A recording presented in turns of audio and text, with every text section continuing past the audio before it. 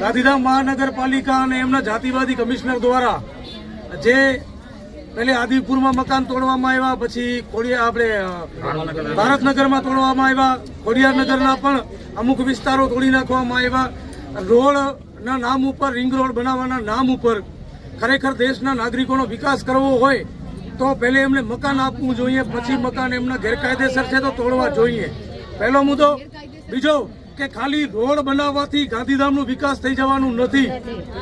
એવી ઘણી જગ્યાએ મેં મારી નજરે જોયું છે જ્યાં કને આ જાતિવાદી કમિશનરના મળતિયાઓના દબાણ છે, આ બીજેપીના માણસોના દબાણ છે, ત્યાં આ કમિશનરની હિંમત નથી કે એ મકાનો, એ દબાણો તોડી પાડે. ત્યાં તોડે છે જ્યાં કને જનતા ભોળી છે, જ્યાં જનતા અણસમજુ છે, જ્યાં આંખ મૂચી અને ભાજપને વોટ આપી દે છે.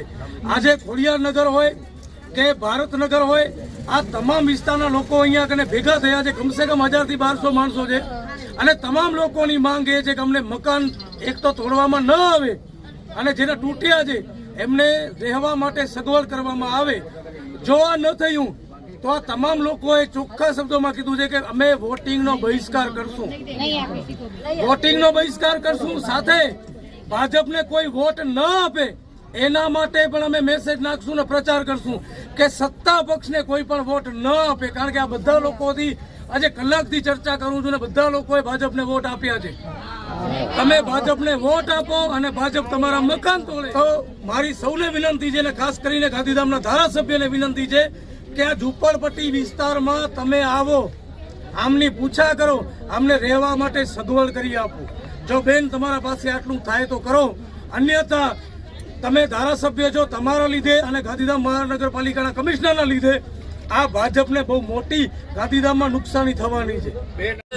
અમારી રાજવી ફાટકની ઝૂંપડપટ્ટી, રાજવી ફાટક, ખોડિયારનગર એમને એમ તોડી નાખી. તોડી તો નાખી ભલે ઠીક છે, પણ અમને રહેવા માટે મકાન કે રહેવા માટે જગ્યા તો આપો. નથી આપી, કોઈ નથી આપી. હવે ભાડા પણ 10,000 રૂપિયા છે, એમ કે ભાડા વધારે નાખ્યા. હવે જઈએ ક્યાં? ગરીબ માણસો છે, ક્યાં જઈએ? અમે ઇલેક્શનનો બહિષ્કાર કરશું, ભલે ભાજપ હોય કે કોંગ્રેસ હોય, અમે ઇલેક્શનનો બહિષ્કાર કરશું. અમારી રાજવી ફાટકની બધી પબ્લિક છે.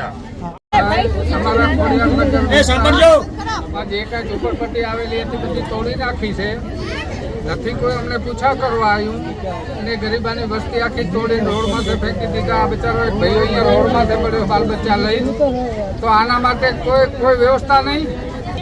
આગળ જતા હવે આગળને અંદરની તકલીફ ના પડે એવી નગરપાલિકા અથવા ભાજપના બધાને કોઈને નહીં પણ વોટ કરવામાં નહીં આવે. આ બધી ખોડિયારનગરનો એ માંગ છે કે આગળ તમે આને તોડફોડ કરશો તો ચૂંટણીનો બહિષ્કાર કરવામાં આવશે. અમારી 12 મહિનાથી પાણીની લાઈન ગટર સર્વે કરી ગયા છે. પાણીની લાઈન નાખો, ચાલુ કરો. આ ગરમીમાં માણસ પાણી વગર મરે છે. પછી ગટરો મારી જે સર્વે કરવી પડી છે એને જીડીસીમાંથી ચાલુ કરાવો.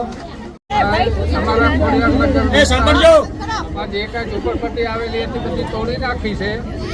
નથી કોઈ અમને પૂછા કરવા આવ્યું અને ગરીબાની વસ્તી આખી તોડી રોડમાંથી ફેંકી દીધા. આ બિચારો એક ભાઈ અહીંયા રોડમાંથી પડ્યો બાલ બચ્ચા લઈને. તો આના માટે કોઈ વ્યવસ્થા નહીં. આગળ જતા હવે આગળને અંદરની તકલીફ ના પડે એવી નગરપાલિકા અથવા ભાજપના બધાને કોઈને નહીં પણ વોટ કરવામાં નહીં આવે. આ બધી ખોડિયારનગરનો એ માંગ છે કે આગળ તમે આને તોડફોડ કરશો તો ચૂંટણીનો બહિષ્કાર કરવામાં આવશે. અમારી 12 મહિનાથી પાણીની લાઈન ગટર સર્વે કરી ગયા છે. પાણીની લાઈન નાખો, ચાલુ કરો. આ ગરમીમાં માણસ પાણી વગર મરે છે. પછી ગટરો મારી જે સર્વે કરવી પડી છે એને જીડીસીમાંથી ચાલુ કરાવો.